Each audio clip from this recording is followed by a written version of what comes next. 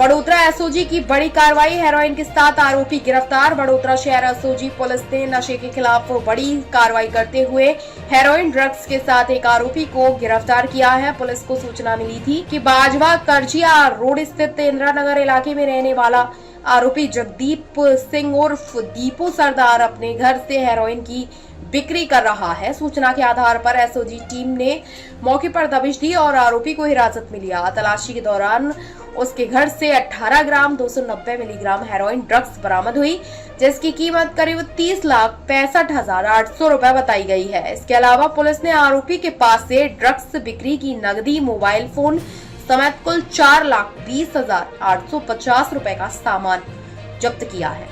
पूछताछ में आरोपी ने बताया कि उसने यह हेरोइन पंजाब के अमृतसर निवासी बिलाल सिंह पाजी से खरीदी थी।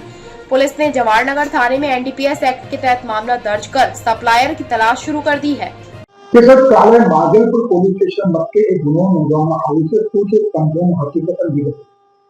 ગઈકાલ તારીખ 11/8/24 રોજ માંજરપુર પોલીસ સ્ટેશનના સ્ટાફને બાતમી મળી હતી કે માંજરપુર પોલીસ સ્ટેશનના વિસ્તારમાં આવેલ પ્રકૃતિ ફ્લેટમાં જેનો માલિક મનીષ પઢિયાર છે તે પોતાના ફ્લેટમાં છોકરીઓ ભાડે રાખી એ છોકરીઓ સ્ટ્રીપ ચેટ નામની એપ્લિકેશન પર પોતે ઓનલાઈન થઈ અને ગ્રાહકોને આકર્ષી અને ગ્રાહકોની માંગણી મુજબ અલગ અલગ વિભત્સ હરકતો કરી ટોકન પેટે અલગ અલગ પૈસા વસૂલ કરી જે પૈસા આ જે મૂળ માલિક છે મનીષ પઢિયારના અકાઉન્ટમાં ટ્રાન્સફર કરાવી પોતે એના પેટે કમિશન લઈ ગુનો આચરતા હતા।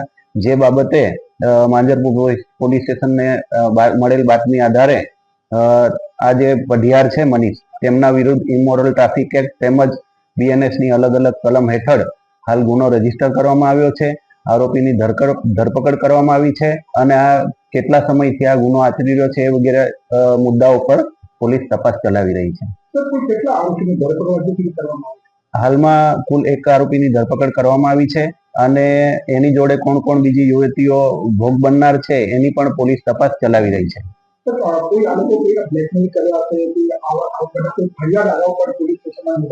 હાલ સુધીમાં એવો કોઈ કિસ્સો આવ્યો નથી, પરંતુ હવે આ જ્યારે આ ઉજાગર થયું છે આ કિસ્સો ત્યારે અમે એ પણ તપાસ કરીશું મુદ્દો કે કોઈની જોડે આ લોકોએ ચીટિંગ કર્યું હોય અને અથવા બ્લેકમેલ કર્યું હોય તો એ મુદ્દા પર પણ અમે તપાસ કરીશું। મુદ્દામાલમાં જે આ ફ્લેટ છે ત્યાંથી અમને 3 લેપટોપ, એક મોબાઈલ ફોન અને ઓનલાઈન હરકત કરવા માટે કેમેરા મળી આવ્યા છે। એ બધું પોલીસે જપ્ત કર્યું છે।